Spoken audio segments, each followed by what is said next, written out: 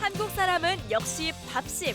전 국민의 맛있는 한 끼를 책임지는 가전제품, 바로 밥솥인데요.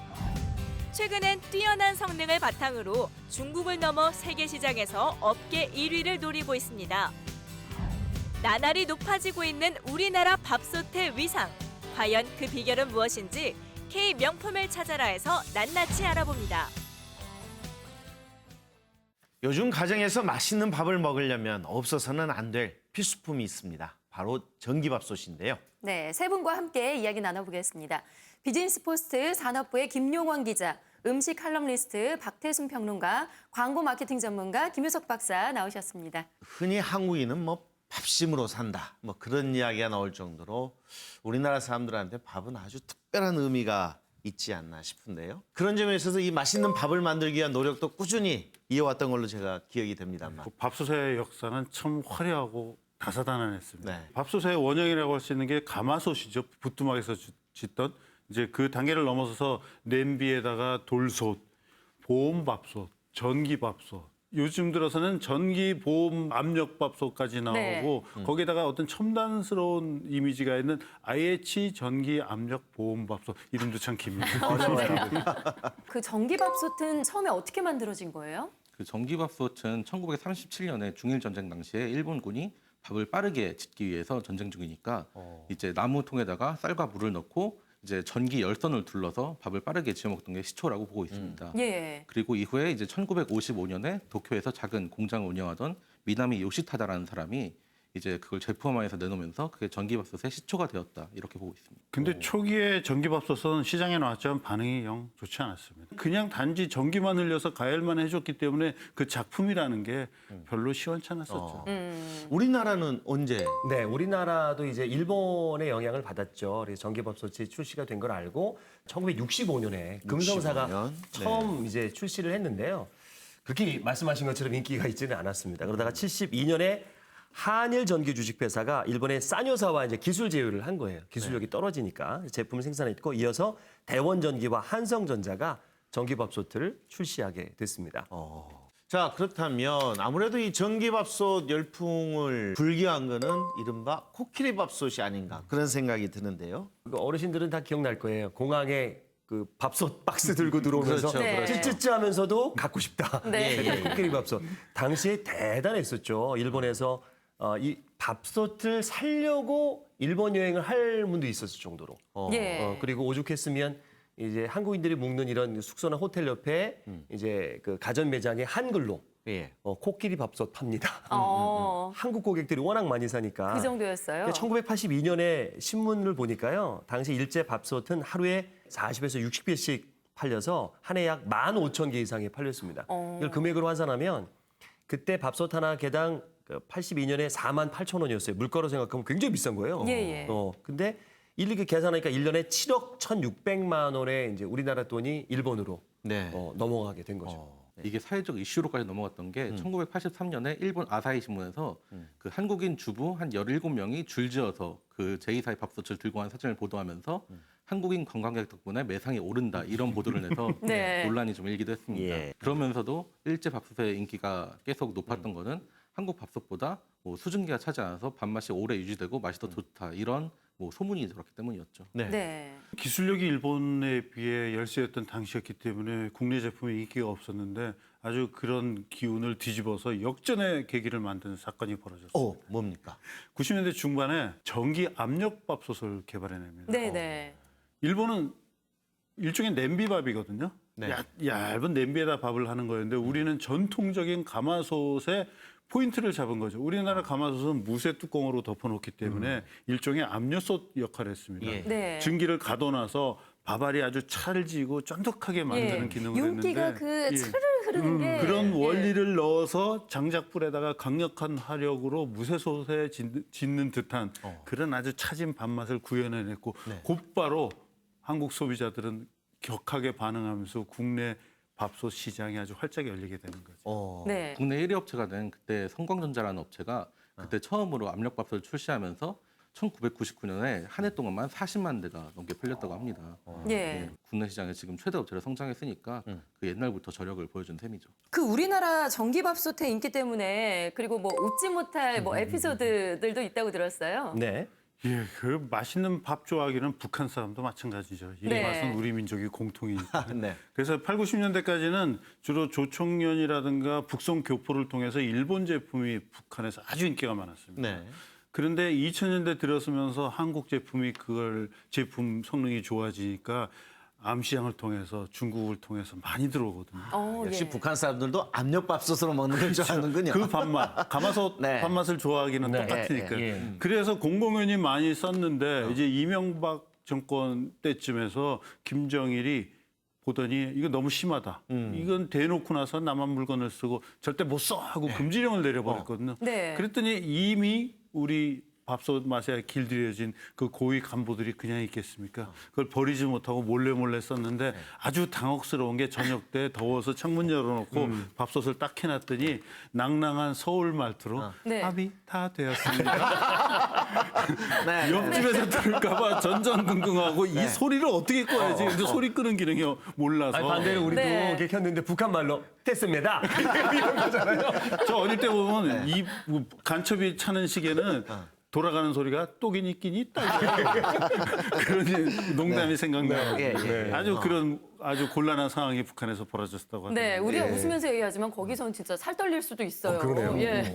뭐 저희들이 아주 재밌게 이야기는 하고 있습니다만 사실은 또 일각에서 문제점을 제기하는 게 이게 밥솥 기능은 참 좋은데 너무 비싸다라는 지적이 많이 나와요.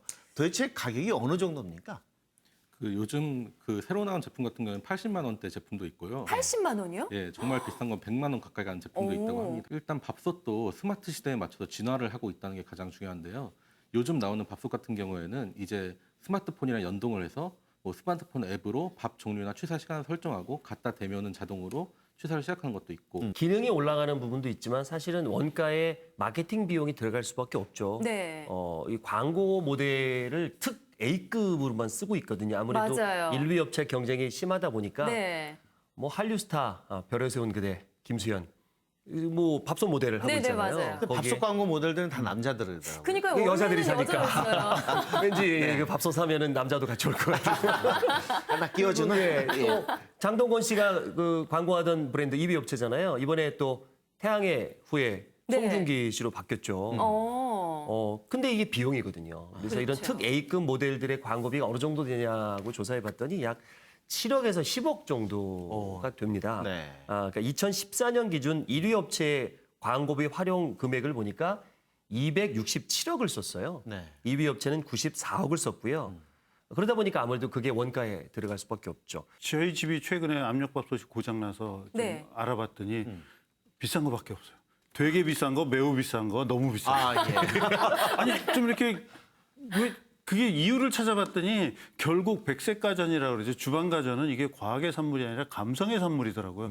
주부들이 선택할 때 있어서 네. 효율성이나 원가를 따지는 게 아니라 스타일이라든가 남에게 보여주기 쪽으로 좀 하는 게 그러니까요. 아닌가. 그러니까 저는 사실은 밥솥 업체들이 뭐 이렇게 방금 말씀하신 것처럼 뭐 비싼 제품을 내놓는 건 좋지만 또 어떻게 보면 저소득층들을 위해서 가장 기본적인 기능을 갖춘 또 좀 저가형 제품도 좀 출시를 예, 해줬으면 옳습니다. 하는. 그래서 저희 지금 식구수가 둘로 줄었고 집에서 자주 안 먹는데 10인용, 뭐 8인용이 있는데 그러면 거의 밥을 일주일 놔두고 묵은 밥을 먹어야 돼요. 예. 그래서 2, 3인용으로 작은 걸로 하려 했더니 참으로 초라한 거 몇 가지밖에 없더라고요. 수입산이라든가. 아, 네. 2, 3인용은 없습니다. 중국산이라든가. 국내산. 그러니까 예. 그래서 보면 이제 명품도 필요하지만 고가의 제품도 필요하지만 그 소비자의 다양한 욕구를 충족하기 위해서 중저가의 기능이 충실하고 효율성이 높은 제품도 출시를 해서 일방적인 명품 전략에서 약간 궤도 수정할 때가 좀 왔다고 봅니다. 네, 좀 다양하게 나왔으면 좋겠어요. 그런데 이 밥솥이요, 밥만 하는 게 아니라고 합니다. 이 밥솥으로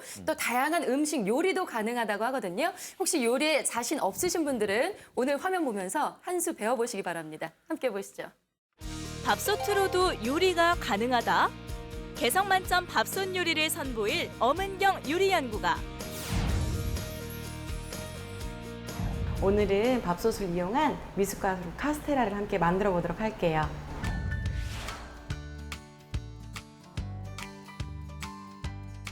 자, 우선은 강력분과 박력분을 이렇게 체에 한번 쳐주세요. 설탕 한 큰술을 넣고 섞어주세요. 자, 이번에는 달걀을 좀 준비할 텐데요. 우선은 달걀 흰자를 이용해서 머랭을 만들 거예요. 설탕을 넣어주시고 거품기를 이용해서 거품을 내주세요. 머랭이 완성되면 뾰족한 모양이 돼요. 그래서 흐르지 않은 정도의 농도가 되면 머랭이 완성입니다. 부드럽게 섞어서 달걀 노른자가 풀릴 수 있도록 준비해 주세요.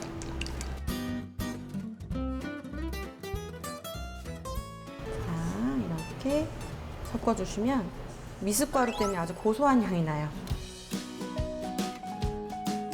이렇게 접듯이 섞어주시고 칼로 자르듯이 섞어주시는 게 좋아요. 네, 여기서 중요한 게 있는데요. 이렇게 준비된 반죽은 바닥을 탕탕탕 두드려서 안에 있는 기포를 꼭 빼주셔야 돼요.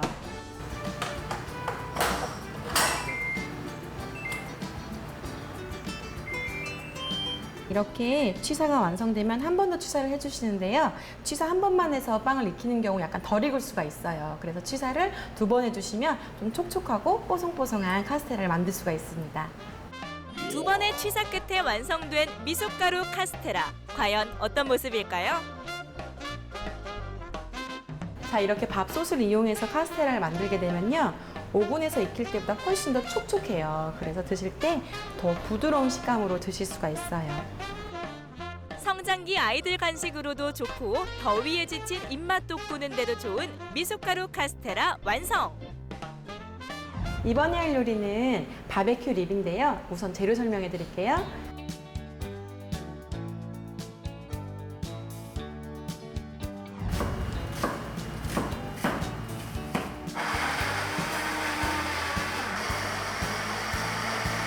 이렇게 준비된 사과와 양파를 담아주시고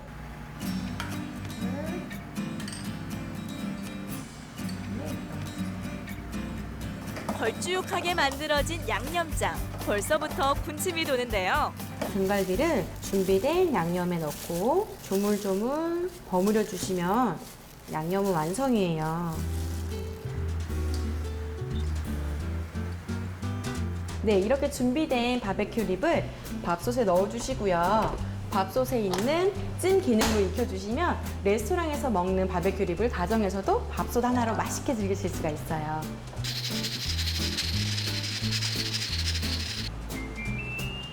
드디어 완성이 됐는데요. 바베큐 립 한번 확인해 볼게요.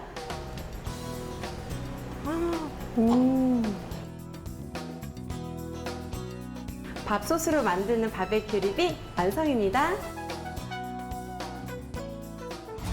여름철 입맛 돋구는데 제격인 미숫가루 카스테라부터 환상적인 맛을 자랑하는 바비큐 립까지.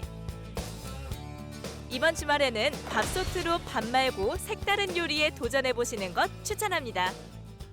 이렇게 뭐 전기밥솥으로 할 수 있는 요리가 이렇게 다양한 것은 오늘 처음 알았습니다. 네, 그러니까 요리 못한다고 주방에 안 오시는 남자분들 네. 반성하셔야겠어요. 이제 핑계거리 없습니다. 아, 이게 또 그렇게 보시나요? 네. 알겠습니다. 네. 자, 오늘 밥솥에 대해서 자세히 알아보고 있는데 자, 밥솥을 가지고 또 오해를 하시는 분들이 있으시더라고요. 밥솥에 대한 진실 혹은 거짓 함께 살펴보겠습니다. 자, 첫 번째 보여주시죠. 네. 전기밥솥을 탑재한 자동차가 있다? 이게 말이 돼요? 자동차가 있어요? 독일의 실제 홈페이지에 이런 광고가 올라왔어요. 그래요? 전표 회사가 예. 그 일본 반문화를 경의를 표한다라는 걸로 세계 최초로 자동차 뒷좌석에 콘솔 박스가 있잖아요. 네네. 거기에 밥솥을 이제 설계를 한 거예요. 그래서 오, 예. 터치 패널로 이렇게 밥맛을 조절하게 돼 있고요. 또 선착순으로 그 주문하시면 특별하게 이제 딜러가 그 특제 주걱을 또 선물로 준다. 네. 광고가 떴어요, 실제. 진짜요? 예. 그럼 진짜 있다는 거네요? 아, 근데 거짓입니다. 아, 이게 거짓이에요? 만우절 이벤트였어요. 마케팅으로 네. 만우절이니까 그런 이벤트가 있는데 실제로 사시겠습니까? 그런 밥솥이 달려 있는. 아니 뭐 예를 들어서 캠핑카라면 네. 뭐 가능성이 있지 않을까. 그렇죠. 예. 자, 두 번째 진실 혹은 거짓 보여주세요. 네, 밥 전문가인 밥 소믈리에 시험이 있다. 정답은 진실입니다. 있어요? 예. 예. 일본의 사단법인 일본 취반협회라고 있거든요. 거기에서 부여하는 밥소믈리에 자격이 있는데요. 쌀의 선별부터 밥을 짓기까지 그 모든 과정을 총괄하는 전문가를 양성하고 자격을 네. 부여하는 겁니다.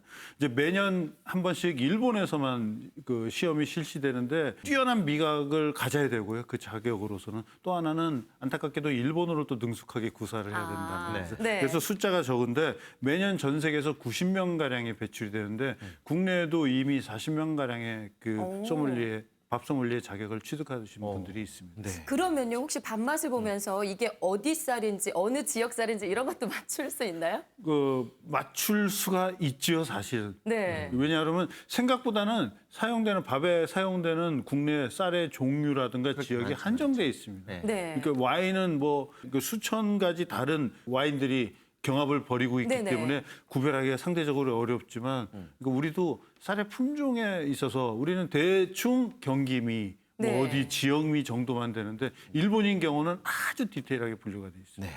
네. 밥 소믈리에는 사실이다, 진실이다. 자, 마지막, 네, 진실 혹은 거짓 뭐가 있을까요? 네. 전기밥솥은 전기료 먹는 하마다. 예, 정답은 진실입니다. 요새 하마라고요? 전기료 먹는 하마라고요? 또 전기밥솥이 또 보통 6인용, 10인용 이렇게 점점 커지고 있잖아요. 예. 여기다 이제 열선을 가동하기 위해서 전기가 계속 들어가기 때문에 이제 밥을 한꺼번에 많이 지어서 보관해 놓는 집이라면은 네. 충분히 전기 먹는 하마가 될 수 있습니다. 그럼 보온 과정에서 전기를 많이 먹는 건가요? 예, 계속 열을 이렇게 가해야 되니까 그러니까 그러니까 이유 없이 우리 집이 다른 집보다 전기 요금이 많이 나온다. 네. 이렇다는 집은 전기밥솥에 일단 코드를 빼놓고 사용하는 게 좋습니다. 자, 그렇다면 이제 우리 밥솥의 명품, K 명품 가능성, 해외 진출 가능성에 대해서 좀 짚어봤으면 좋겠는데 K 명품 반년에 올랐죠? 네, 한류 드라마가 힘을 좀 많이 실어줬습니다. 요즘 PPL이라 그래서 그냥 대놓고 요즘 광고를 하잖아요. 네. 그럴 때 우리 그 밥솥 또 식문화들이 많이 이제 보급이 되니까 이제 구입을 하게 되고 그래서 가전 한류 열풍이 불고 있는데요. 그 중심에 있는 게 이제 밥솥입니다. 그래서 쌀을 주식으로 삼는 중국을 포함해서 이 동아시아까지 우리 밥솥이 지금 알려지고 있는 실정이에요. 국내 전기밥솥 업체들의 중국 수출액을 실제로 이제 보면요.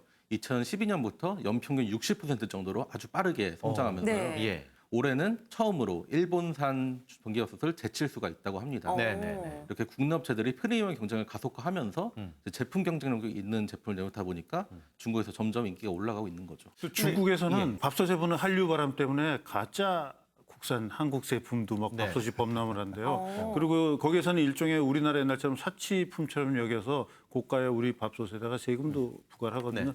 그러다 보니까 우리가 80년대 일본 관광 가서 코끼리 밥솥 사오듯이 명동이나 종로 매장에서 네. 밥솥 쇼핑이 또 네. 맞아요. 제가 봤는데 카트에다가 한 30개를 쌓아갖고 앞에서 보이지 않을 정도로 끌고 네. 가더라고요. 그래서 그래요? 도리어 판매원이 걱정을 해. 이거 갖고서 그 수속을 않나. 밟으시겠어요? 그러니까 그건 내가 걱정하지 당신이 걱정할 게 아니야. 그 정도로 네. 한국에는 일부러 밥솥을 구입하러 오는 중국 주부들이 있다 그러는데 바로 30년 전에 우리 모습을 똑같이 예. 볼 수가 네. 있어요. 그런데 한국 밥하고 중국 밥하고 틀리잖아요. 방금 전에 이야기 나왔습니다만. 그렇다면 이 우리 밥솥이 이렇게 수출이 잘 된다는 건 중국인의 이 밥에 대한 밥맛을 또 바꿀 수도 있겠네요. 그런데 품종 자체 한계성 때문에 저는 시장이 어느 정도 올라가면 정체할 거라고 봅니다. 지금은 한류 덕을 상당히 많이 보고 있죠.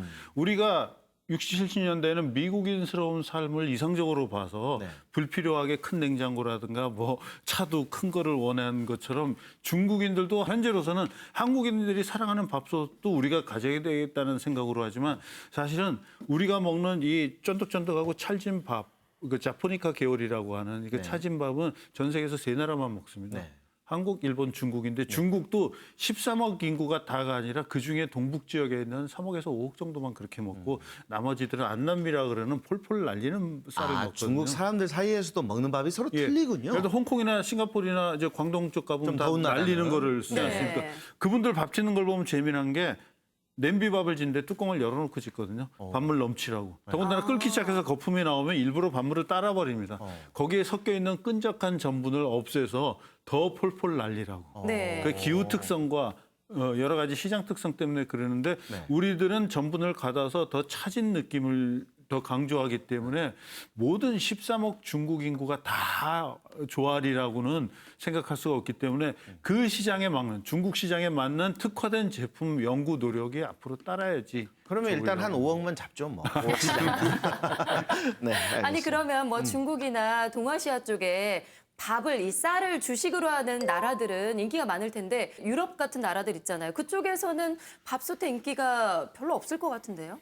제가 해외 시장을 생각하니까 생각난 에피소드가 있는데 네. 제가 이제 미국 뉴욕에서 유학 생활을 잠깐 했거든요. 네. 그때 이제 방학 때 한국에 들어왔다가 이제 시사에 압력밥솥을 사가지고 미국으로 간 적이 있어요. 네. 근데 그때 같이 살던 미국인 룸메이트가 이 밥솥을 보고 너무 신기해하는 거예요. 왜냐면 밥솥에서 막 김이 칙 하고 올라오고 또 밥솥이 취사가 완료되었습니다 이렇게 말을 하고 이러니까. 네.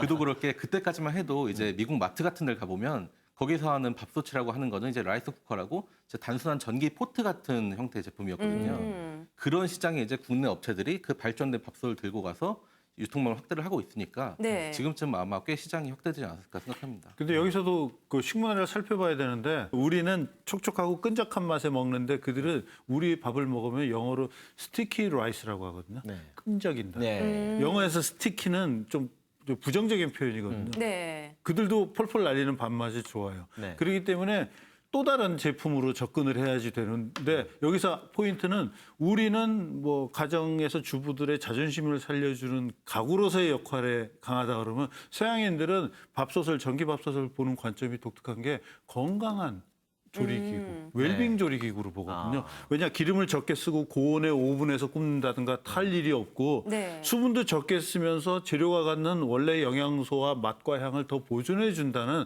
한마디로 이거는 참 가치 있는 기구로 여기기 때문에 서구 문화권에서 접근할 때는 밥맛이 있는 것보다는 복합적인 다양한 조리법으로 더 영양가 있는 음식을 다이어트 만들 수 식품이네요. 있다. 맞는 말씀이죠. 이게 그런 식으로 접근. 태우는 요리는 아무래도 그 뭐 발암물질 얘기도 나오는데 이거는 찜 요리잖아요. 네네. 찌거나 이렇게 끓이는 요리니까 거기다가 뭐 수육을 하거나 뭐 잡채를 하거나 다른 걸 할 수 있거든요. 그런 부분은 공략을 하면 충분히 가능성이 있을 것 네, 같아요. 알겠습니다. 세 분 오늘 말씀 고맙습니다. 고맙습니다. 감사합니다.